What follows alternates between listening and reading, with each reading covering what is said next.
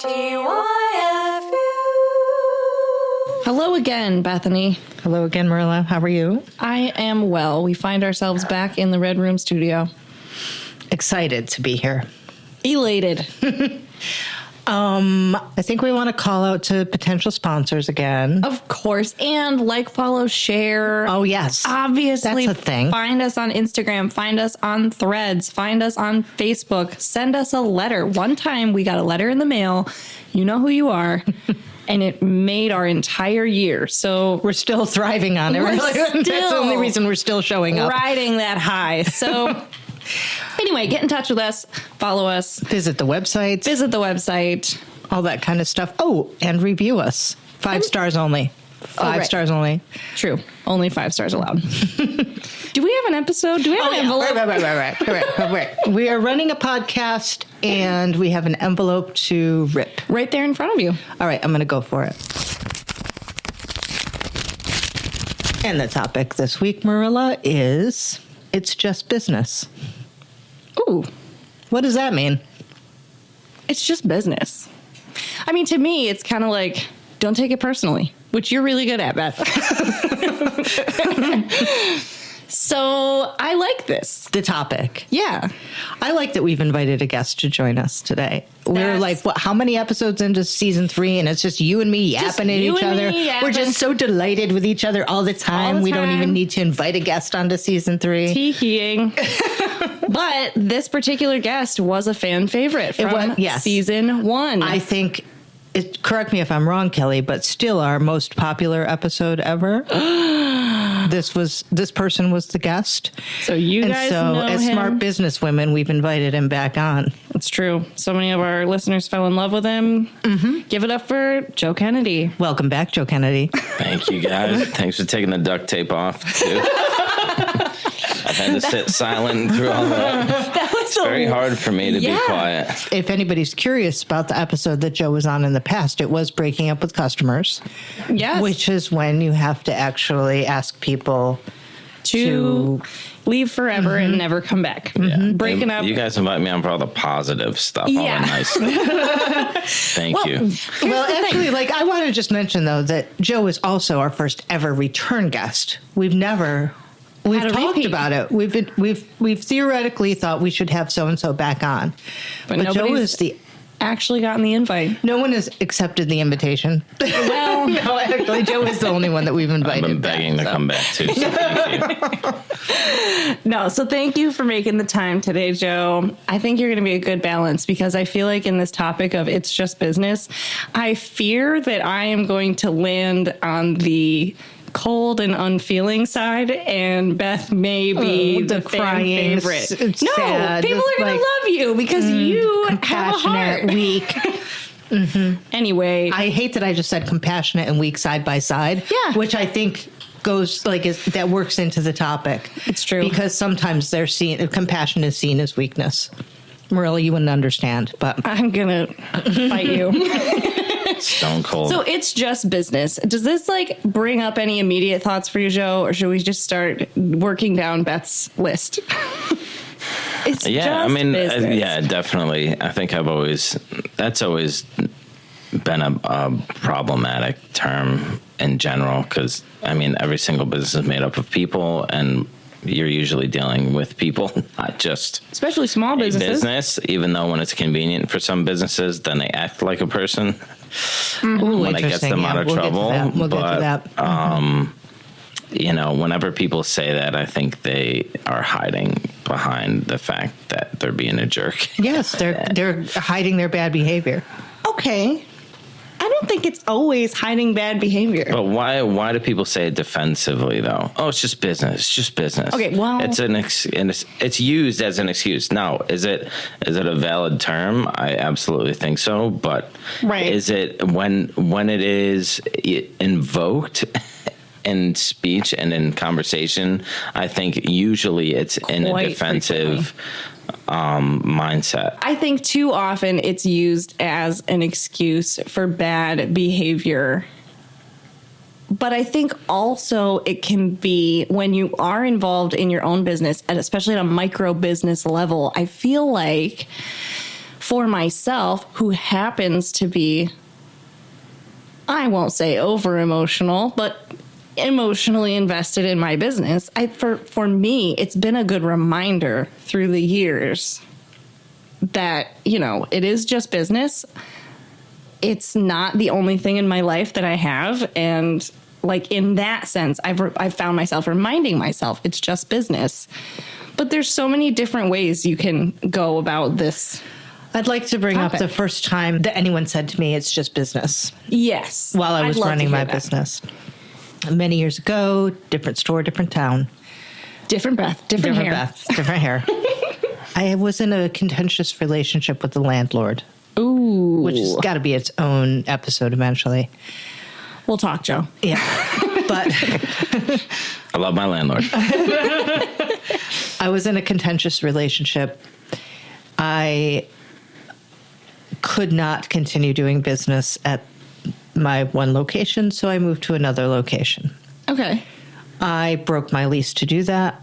Ooh, spicy. And the landlord that I broke up with came in to my store during active business hours to confront me about this. Ooh, that is a choice. And there were customers in the store. Ooh. And it became an argument, which made me uncomfortable. No. Because it was in front of customers. Right. And also, I don't like confrontation, believe it or not. So I just didn't like the whole thing. And it was headed toward litigation.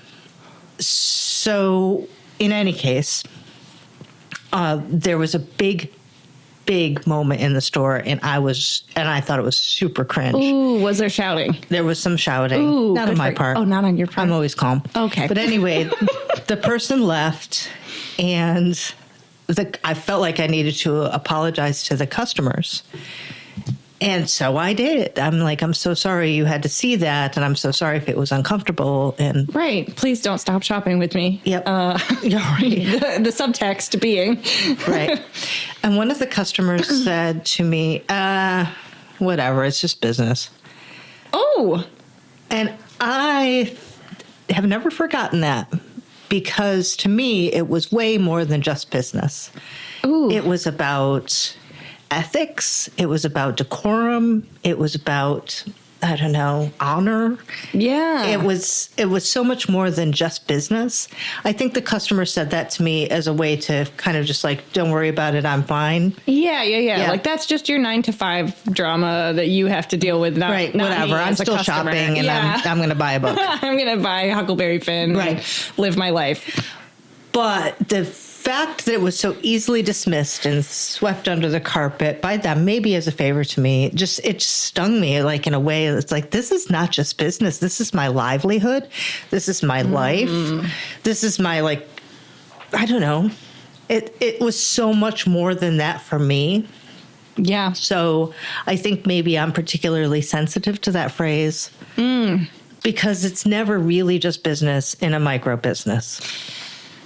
It really isn't. And I'm a total hypocrite with saying that I haven't cried over this topic because Are you going to cry right now? right now I'm going to cry.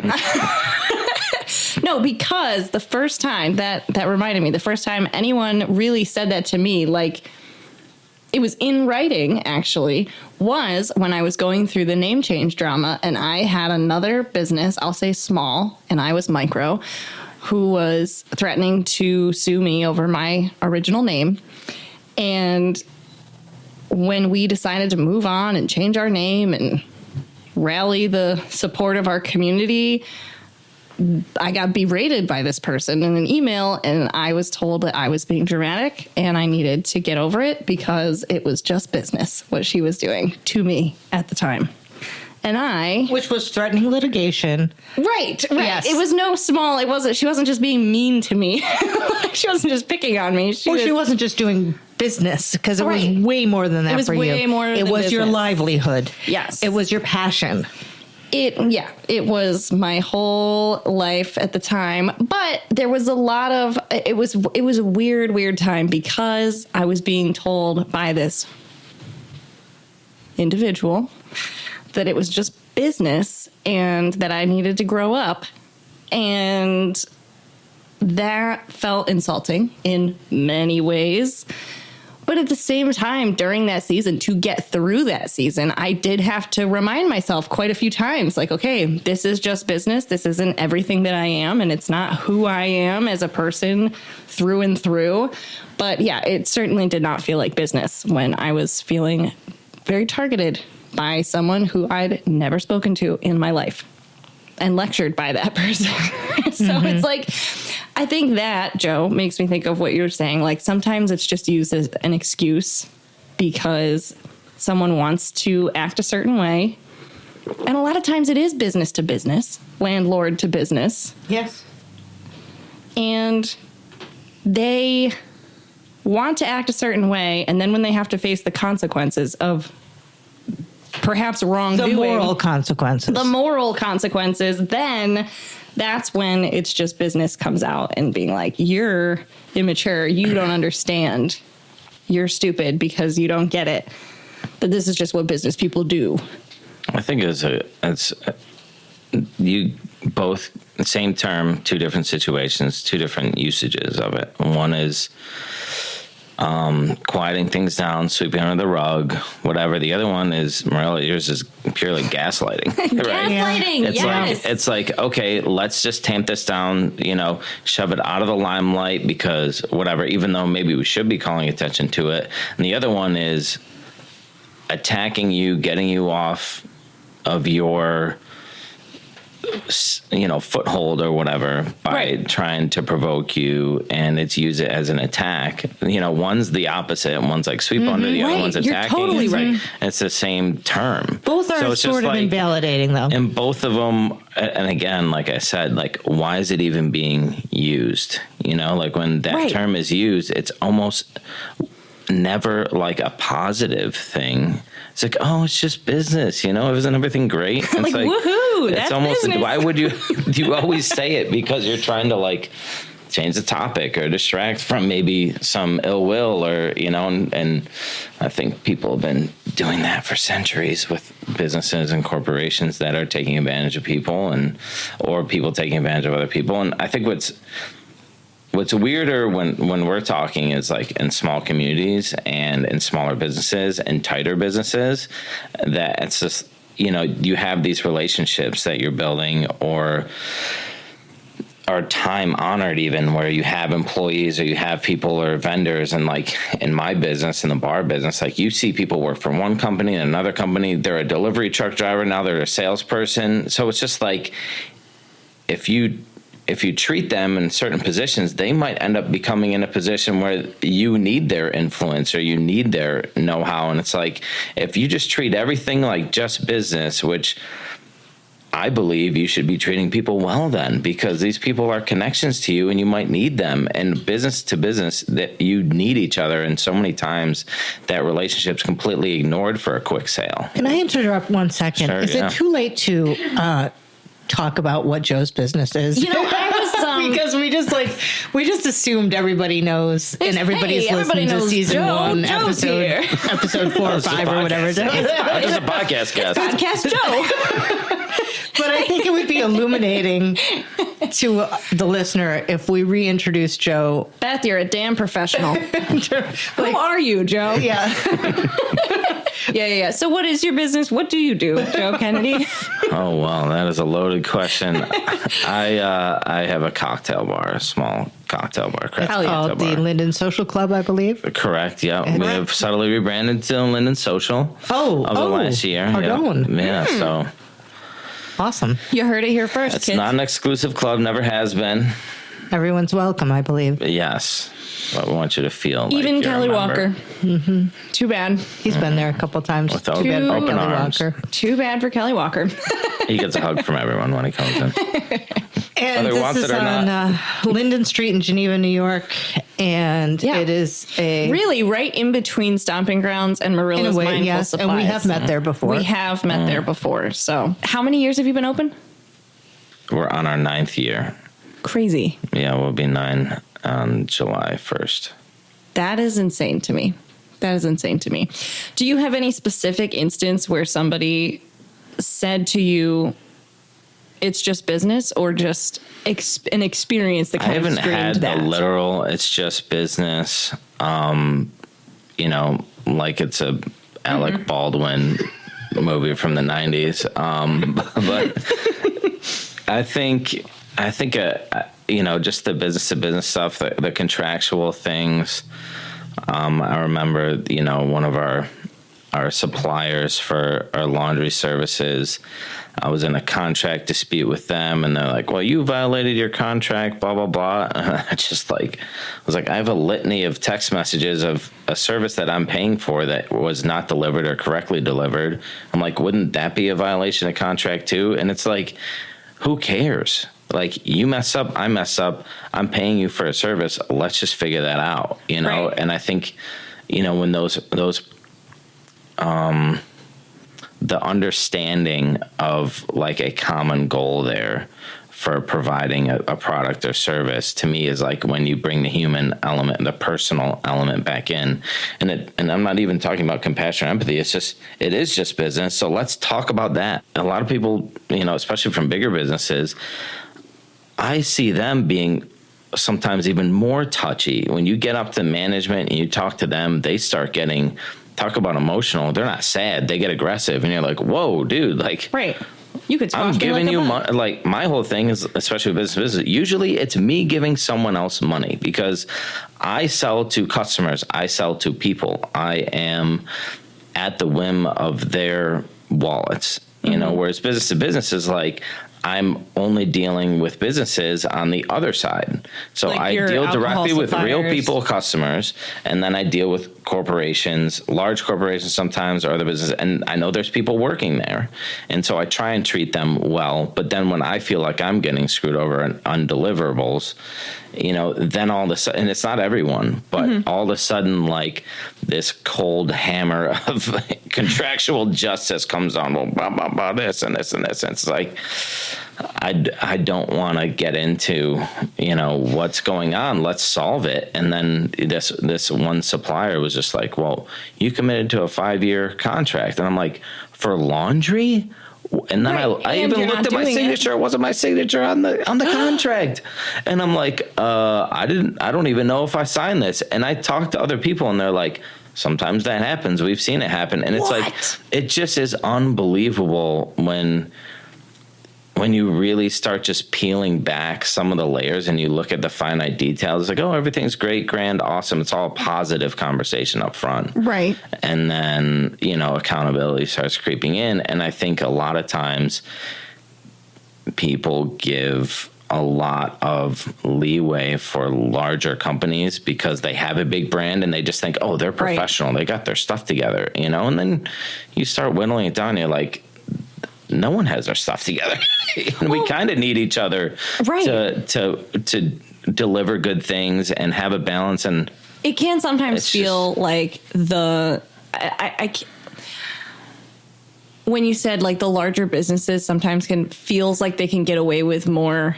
That's just business. Sometimes I feel like as a tiny business, you feel like you don't have the pull to just business them back.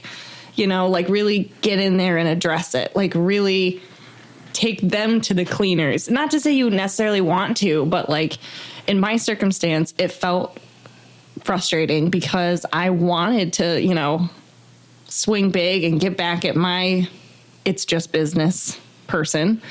But I really couldn't. I was just so small and still am that there was no way I could punch that far above my weight.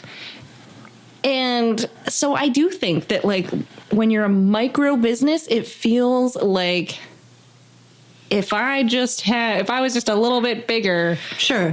When you're a micro business, you just don't have the resources. You don't have a legal team. Yeah. You don't necessarily, you're often your own bookkeeper. Right. You don't necessarily have a ton of money in the bank that you can just throw at litigation.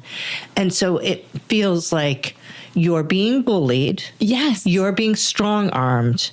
Right. And the corporation or the landlord or the other brand out.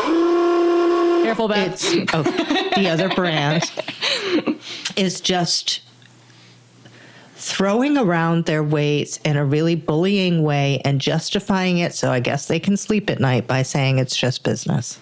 Yeah.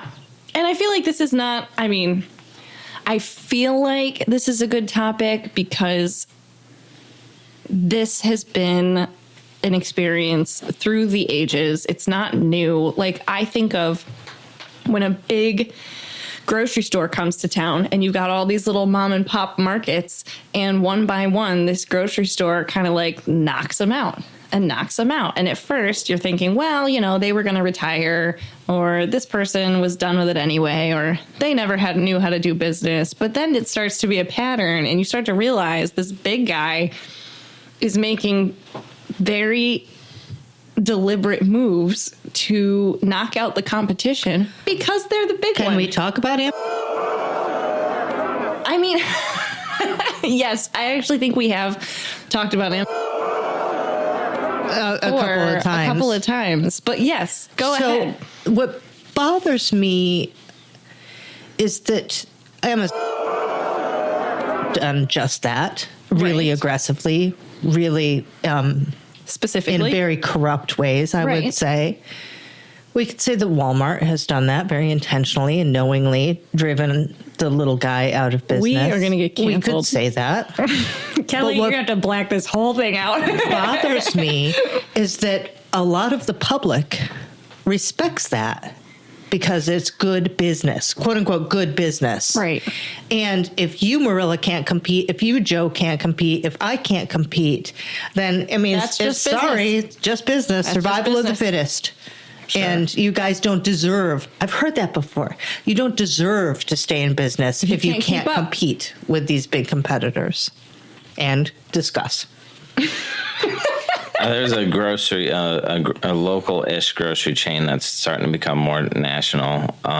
There's a lot of facets to their business that's not selling groceries that are, I think, almost directly targeted at smaller businesses because they have a bakery, they have a meat shop, they have a seafood counter, they have a sub shop, they have now sushi. But the whole Valentine's Day flooding your shop with flowers. I mean, you got to think a local flower shop. They've got a couple holidays. Right. They have some weddings, whatever, but their holidays are Valentine's Day and Mother's Day. Right. If you are flooding the opening of your store, which is the only major grocery shop in town, In a lot of towns, yeah. with a massive amount of flowers, I'm sorry, you are directly going right after a local florist like that. You're cutting the one day they probably make an insane amount. It's intentional. I mean, it's got to be deliberate. It's just like, why do they have to do that? They're already selling you potatoes and corn and all that. They're already making gobs of money. There's almost no competition in town. So it's just like, how much more do you need? Yeah, but just to play the devil's advocate, there's money on the table. Why don't they grab it? I know. You know, they're not thinking about, the poor florist down the street and how it's sure. ruining downtown Geneva. Of course. I don't know. I think, though, that they're putting it on locals to rebel against convenience. Ooh, this seems like... Talk about that, Joe. Talk about that. Rebel against seems convenience. like Talk about that. something that should be spoken about. It's a little tagline that I came up with for our business because, you know, I think a lot of people, when new bars come into town, it's not a big town. They're like, oh, you know, the new bar is open and people are even close to a couple other bars. I'm like, I'm not competing against them. I'm really not. It's my job to make sure that I'm doing something different than them. That's it. And to add to it, can I control? I'm in one of the most competitive industries there is, period. If I got mad every time a new bar opened up, I mean, I would be so mad all the time. Yes, You'd and be I'm so never mad. So it's just like, okay, that's my choice. I'm okay with it. That's just business, right? That part, that part I'm okay with. Right. What I've come to terms with over the years is I'm like, I see so many people going through McDonald's, so many people getting the to-go orders from, again, larger chain places and that kind of stuff. So being in a more craft, a more hospitable industry, especially with with food prep and stuff, and I'm talking about my friends who own these small businesses. It's like I'm not competing against them. I'm competing against people that are saying, oh, it's just easier for me to go grab chicken fingers at the gas station. It's just easier for me to go get a burger at McDonald's than to go out to eat, than to do this. So it's like the money's there. It's just not, people aren't thinking about it in the way that maybe they used to, or the options. And then you're competing really against the ability and the perception of time for people to go out and enjoy things. And one of the reasons that we exist at our place and restaurants is genuinely to bring people together. Connection. Because you don't have to do the dishes. You don't have to do all that stuff. We will take care of it for you. We're giving you a taste of the good life. You pay a slight premium on it from the convenience. But the idea is that you can enjoy the people around you or meet new people. Take some time and kind of rebel against the value of that fast food line, that really fast boom, boom, boom, boom, boom, churn them through conveyor belt. Yeah. And people are constantly complaining how they're losing connections to people. It's like, but we also went and got Wendy's and watched Netflix at home. It's like, okay, and to bring you used to maybe go out to eat, you talk with a server, go with people, go see a show, go see a movie. And to bring it back to like the grocery store that you were talking about, people choose to go in and get in there and get out, and it's a busy interaction. They choose to do that, and then they lament that they haven't been able to talk to anybody, that they can't go up to a meat counter and get to know their butcher, and they can't. It used to be, back in the good old days, you could go and get your meat from Marty and your candles from Carl, and like you could make all these little connections while you do your errands. And a lot of people lament that is gone, but that wasn't convenient to have to stop at all those different shops. It's convenient to go into one big mega mart, get all your stuff really fast, and then get in your car and go home. But you've lost. It's convenient, but it's soulless. It's soulless, and you've lost the connection. You haven't talked to Marty in years. When did he go out of business? Yeah, and so then it made me think of that, is like, especially in a town like Geneva, we see a lot of people. I see it. I saw it literally yesterday on social media. People being like, if there could be any business in town, what would you want to see in Geneva, New York? And all these people start commenting. We want a bakery. We want a butcher. We want a little shop where I can get all my foodstuffs. And I want a clothing store. I want a shoe store. But those things were here. We used to have until very recently. Right. We used to have all these things. Some of them still are. Right. But you're just not paying attention. And you're choosing to go with convenience, and you're choosing to go with and you're saying to all these never go downtown. Yeah, you never go downtown anymore. And then you say, when confronted about it, you say, well, that's just business. Like, Amazon's so convenient. I'm like, yeah, that's I don't have time. That's the full circle. Hypocrisy. That's the full circle, isn't it? It isn't just business, because that's why we're starting to see what's happening is people are seeing it. Oh, I can get this item for this price. And it's like, oh man, that shop was so cool, or that was an interesting shop downtown. Where did they go? And it's just like they don't see the connection there. They don't see the connection that a couple extra bucks here or there actually their actions does make impact the difference. And that's just business. I could get this, these Uggs $10 cheaper online compared to, the local shoe store. And it's like that $10 literally was the difference. I mean, how else are these businesses gonna stay around? Make up for that, And I'd like to call out Bostrom for a minute. John, the manager. John, are you out there? Mm-hmm. Yeah, he listens. Hello, John. Hello, John. We've recently started making a special extra trip out to Bostrom. That's exciting. For our meats. Mm-hmm. It's like 5 minutes past the grocery store. And we have to go all that way. Right. And we wanted to go today, but it's Monday. That's their closed, weekend. Right. Yes. So, so we're not going to have hot dogs tonight. But we've decided it's important. Right, to- because you want, John, we want you to survive. Thank you, John. Thank you. Because we want to have a little meat market.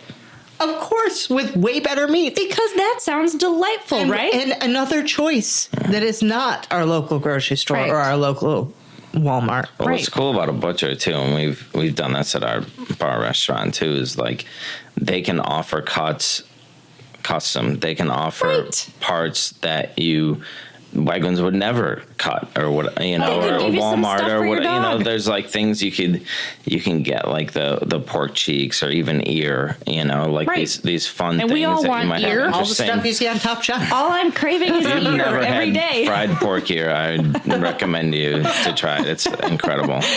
Yeah. But that, I mean, is a good example of that I tell my customers all the time, because I've worked in larger retail and now I have this tiny little micro retail shop. And I tell customers all the time, I love some things about what larger retailers can do. There's obviously some things that are really cool. Like, yeah, if you need a black bow tie tomorrow and you're in a wedding and you need to overnight it from because you're in the middle of the desert, sure. That's great. And the little drone flies out. The drone drops off the bow Your tie. bow tie. Yeah.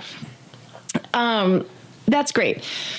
But small businesses, like you just said, Joe, can oftentimes, more often than not, customize your experience. So if you want some ears, then you could go in and ask them. Or if you want to come in and ask me if you could get 5 black sesame seeds, you could do that. If you want to go, I had a guy Beth, come what's in your- today. He's got this frame, God bless him, from the 1940s. Be blessed. It's got a very elaborate, like, hand cut and hand colored mat. And Ooh. it's falling apart. It's a wreck. R.I.P. And he says to me, I want you to make me a new frame and a new mat exactly like this, and I don't want to spend any money. He literally said, I don't want to spend any money. What are you thinking? And in that sense, small businesses can do that because we are desperate. In a way, yes. In a way. But there's no way you can go online for this. There's no way you can go to Michael's for this. There's no way you can get Amazon to do this. No. And I did tell him I was unfortunately going to have to charge him a little money. Oh, you meanie. I know. Just business, pal. That's just business, buddy. But in terms of like customization, it's like there's no way that he can get this without me existing in the world. Right. So Right. And so it's like, as inconvenient as it might be to have to get in your car and go down to Beth's and talk to her about your 1940s frame, and then you got to stop at Marilla's and get your oatmeal 5 sesame and seeds 5 sesame seeds, and then you got to go to Joe Kennedy's to get a and wait 15 minutes for the 15 perfect minutes cocktail. for the All right, 10 What's minutes, that? Joe. Faster than What's that drink? We are way 7 faster minutes. than that. no 4.5 minutes. Okay, whatever. It was the Ramos Gin Fizz. That one takes a while. that That's one, what I'm yeah. thinking of. Yeah, so Supposed then to take 7. then you got to go to Joe Kennedy's and tap your foot And while wait 7 he minutes makes for a you Ramos Gin Fizz. a Ramos Gin Fizz. But all other cocktails are much faster. It's true. You can Please don't order them at my place. It'll take a long time. I'm just kidding. You can get whatever you want.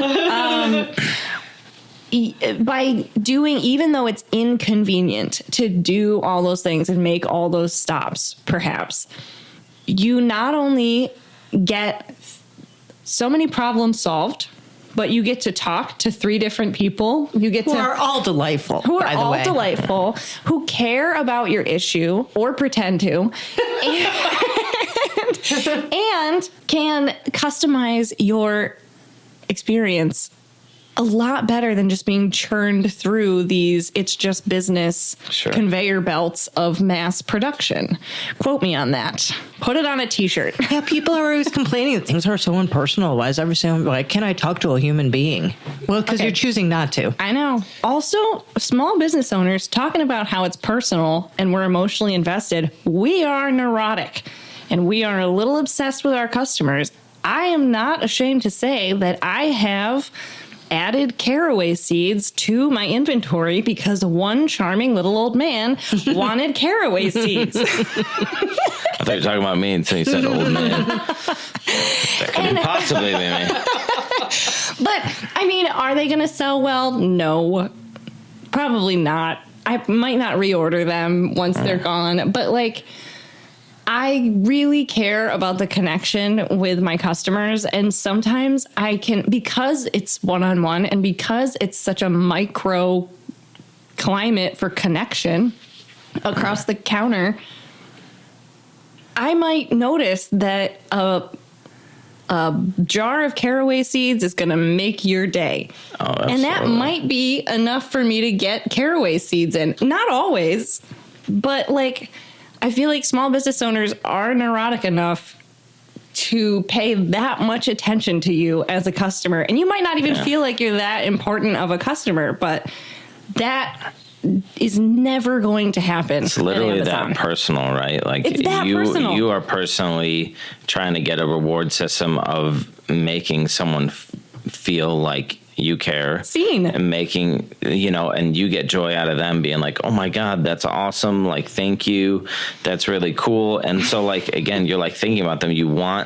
You're in existence and you own a business because you want to provide that for people. And when you have a little more of a personal interaction, you can even provide that further. And that's the whole reason why you're kind of doing what you're doing. So, when you have that personalization there of another person, you get that reward system, and you can't fake that. You really can't fake that. And you can't mass produce it. Clicking on something, putting in your shopping cart and buying it, Right. And then they send you an email. You might like these products too.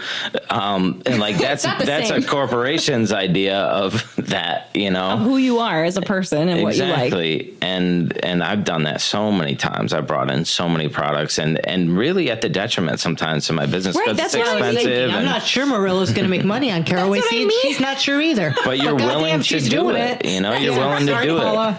Yeah. I've stocked products because someone said something one time and like, that'd be cool. And sometimes they might not ever come in again. Who knows? But you got it there just in case the next time. And sometimes it's not like you said, Beth, like it's not, sometimes it's not even good business sense. Sometimes it's just paying attention to that person. Like I talk out of both sides of my mouth because I am the person who's like, don't buy it if it's not going to make you money. Oh yeah, I'm about to call you out on something. Okay, relax. I'm chill, calmer than you are. But I also, like, sometimes that adding a product for a customer can literally just be because you had a conversation with someone about a horrible day that they had, and you know that this is going to make their day better if they happen to come in and see that you have it. Like, sometimes it's literally just oh, you know what? I can handle this as a business, and this might make their day.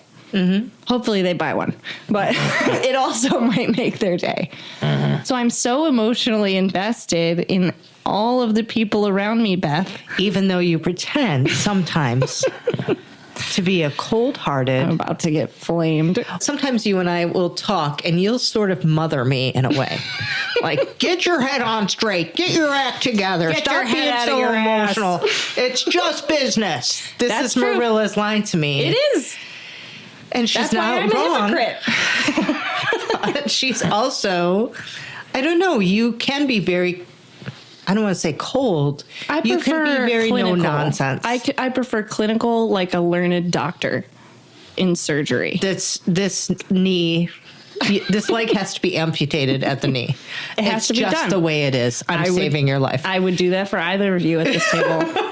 Caraway seeds. Sorry, I said either. You too, Kelly. I think it's always easier to be clinical about somebody else's business, though, by the way. Here is where I'm going to expose myself. I'm just going to turn myself in as a cold-hearted killer because as much as I get emotionally invested in my community and my customers and my staff, I am the first person to remind myself and remind Beth that it is just business. And if something is hurting your business or someone is hurting your business, such as an employee, you have a full permission to fire that person, and it is not necessarily some mean personal attack. It is just business. You are doing what's best for your business. So it's like hard because of course it's personal. Like if someone's hurting your business, they're making personal choices that hurt your business. But your choice to let that person go, let's just say in this example, that's just business. That is preserving your business. And it doesn't make you a mean person.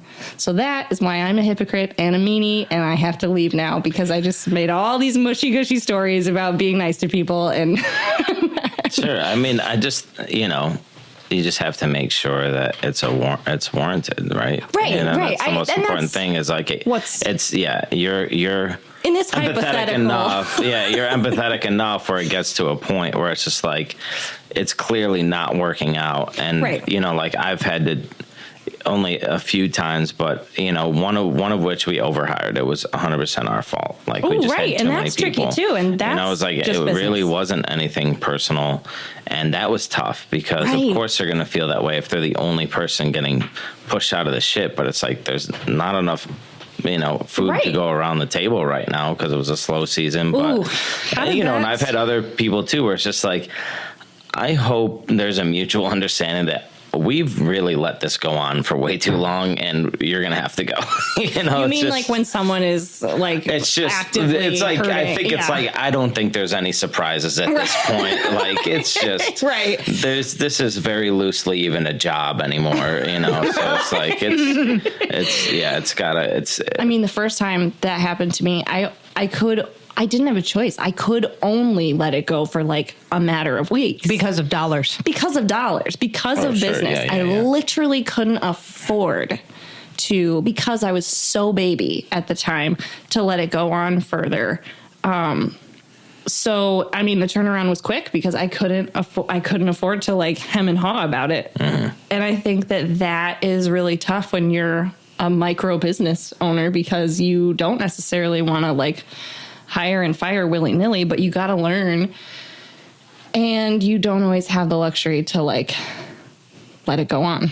And I'm one of those people that I blame myself first. There must have been an expectation I didn't set. For sure. Or, it's because I think in other businesses, a lot of times lower rung people than management, right? Because management's like the last people to get fired or let go or they're a change. But I think it's like they always feel like a scapegoat, and I think you got to be careful not like people lower on the rung feel like a scapegoat. Exactly. For like, oh, okay, your business, it must be me then. And someone's told me that before when I worked for someone. They literally said like, you are the only red flag I have, and the business closed like a year later. So I was like, guess what, I wasn't. That'll show them. But it's like Joe burned it down. People can project that onto you. So I because it's happened to me, I always like check myself first, and I'm just that's why I kind of let it go on too long, because I think there's too much soul searching there's too much upward criticism that I'm guilty of too. Sure. And I'm like too reflective and too like, oh man, I'm sure these are my shortfalls too, and I'm like, they kind of have a leg to stand on to criticize me, and then I go through that whole thing, and then eventually it's just like, okay, well, either way, your name's on the business. I feel that's so hard. I feel no one's going to be able to stay here. And I do think though, like I've never had, nowadays, like I make sure that I am financially okay if I have great people. I think that's something, again, like you said, in an earlier part of the business, it's like, now I'm like, okay, I will actively try and foresee this, maybe even take out a short-term loan or something to make sure I can keep this person on during the slower season, because when it picks back up, it's going to be, I'm going to need them, and I'm not going to do the whole, oh, can you come back? And, oh my God, they were great. Summer camp, I can't. So I really try and hold on to good people now and really make it work. But also, if I do hire someone that is extra just for the busy season, I really make sure that's like it's communicated clear. Super early, so we don't get in that spot, so that they know it's just business and it's not like exactly, which is a great season. point. Is kind of like you, through good communication, you can prevent yourself from having to use that term in a negative way. We all have, even me, have mistakes, and we learn all the time with every employee. I think I was just saying that to you, Joe, recently. Like, I feel like every hire, I'm a better boss because I've learned from the last person and the last experience. And so every new hire is getting the best version and the most experienced version of me for training, for, whatever. But it doesn't mean you should allow that to hurt your business and your business decisions. Like, it is what it is, just like that employee's not perfect. You guys aren't either. So I think sometimes that can be a flaw that takes up a lot of payroll cash. I've also been in that situation where wonderful employees have gotten better offers. And then you have to really confront yourself as a business owner and be like, okay, I am personally attached to this person and they are making me money and they are an asset to my business. But like, if I'm being on the up and up and a good person, I'm going to encourage this person to take this if it's a good situation that I can't provide. Oh, yeah. You got to take it. And then I think that's when I have to tell myself it's just business, like to let go of that person, that it really hurts to do it. But I think it's a good point that like, sometimes that it's just business can come from the other direction too. Of course. They didn't, hopefully I lay awake during the day, not at night. No.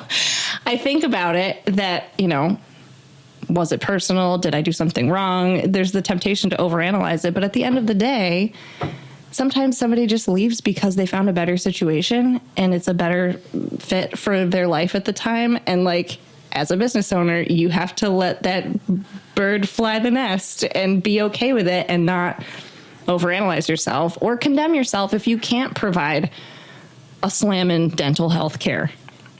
I very recently, someone talked to me and they're like, do you get mad when like you put all this time, you train your employees and they go off and they use those skills and they just, go somewhere else? And I'm like, I'm a cocktail bar. Like, I'm not teaching them how to do surgery, and then I'm like, oh, now you're going to go get a competing practice against me? I'm like, again, it's a highly competitive industry, and I had an employee early on leave way earlier than I was expecting. They were like one of our really first employees, and I was kind of gutted. I was mad. And then, but it didn't take me very long to just be like, what the heck was I expecting?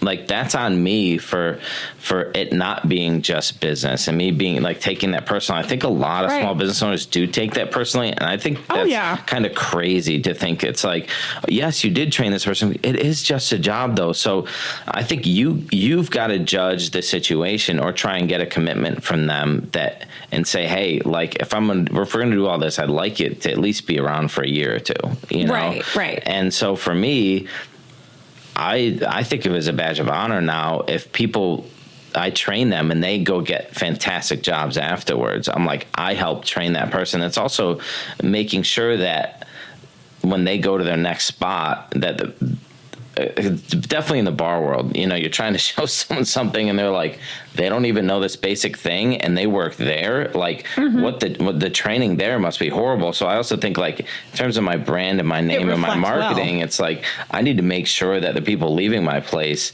can hold their head up high in the industry, even if it's in a bigger city or not, because I'm touting myself as this thing. So I think it would be even cooler if they go to a big city and like, this person can hang. Right. And they worked at a tiny town. Like, what must that bar be like? This is why you're a real peach, Joe. That's why you're a peach. It made me think of something, though, that I didn't expect to bring up. I did have an employee many years ago leave to work at a competing business. Ooh. And I took it very personally. Okay, yes. I was upset about it. But I didn't want to show that to the community. Right. So I treated it like it's just business. Oh. Didn't talk about it. Kept my feelings to myself for the most part. I mean, you know, Marilla. It really burns your Kelly ass. knows. Yeah. Really And now burns the your podcast ass. community knows. And We feel like you're a close circle. Our closest circle knows. My close circle and the entire podcast community. But anyway, I was burned. Just this week, it's been years. It's been Okay. literally years. A customer came in who needed some framing done. And we got through her framing appointment. She hasn't had any framing done for a while, so I haven't had time to sit down and talk with her. And she's like, I just want you to know. Ooh. I just want you to know I saw that Like an I see you moment. I see you moment. And Right. that was profoundly, it's not just business. Oh, that's like the best kind of Even drug though right there. I never would have brought it up. I Right. don't bring it up. Right. Yeah. But it's nice to know that your customers know that it's not just business. Yeah. It was profound for me.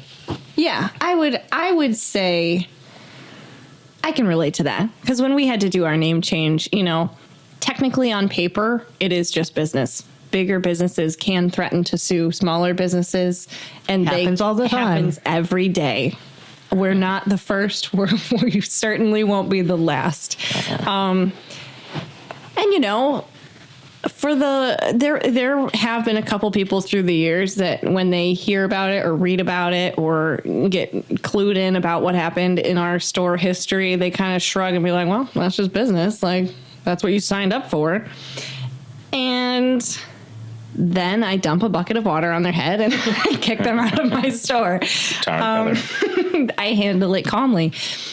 But for the most part, I think the only thing that got me through that at such a young age in my business and in my life was the fact that so many people were like, yeah, we understand that this is just business and that it's legal to do this and that, you know, this person is allowed to go work at a, you know, competing business. But I think the only reason I was able to get through that experience personally was because so many people in my life and community and customer group said, we get it that it's legal, but it's really, really shitty. And you can say that and we can have this moment and we'll get through it and we'll move on. But like, that sucks. And sometimes just business really sucks. Yeah. That's nice. Did you kiss her on the lips when she got done telling you that? No, but I did thank her, honestly. Yeah. Like I was so taken aback and so surprised and really touched. Yeah. That she's been thinking about me. Yeah. You know, that she got a crush on you. noticed. So, Marilla, not everyone has a crush on me. Most people do. Whatever, Bev. But the new hair is working. All right. So we're kind of ending on a positive note, which feels good. I think so. Yeah. I would say so. How do you feel, Joe?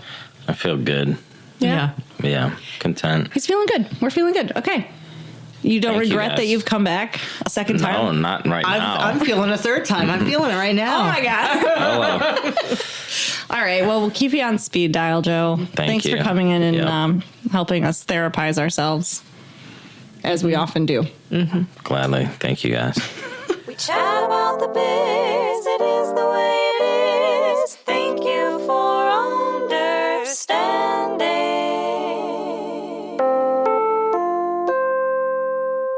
We sincerely thank you for understanding. Please visit us at tyfupod.com to learn more about the show, share prompt ideas, or tell us about your own small business experiences. We may include your story in a future episode. Find us on Instagram, Facebook, or YouTube at tyfupod or at tyfupod.com. Our theme music was composed by Marilla Gonzalez. The show is produced by Kelly Walker. Too bad for Kelly Walker. Oh, I hate confrontation. That's what the whole podcast is built around. Literally? Is me not being able to stand up for myself ever.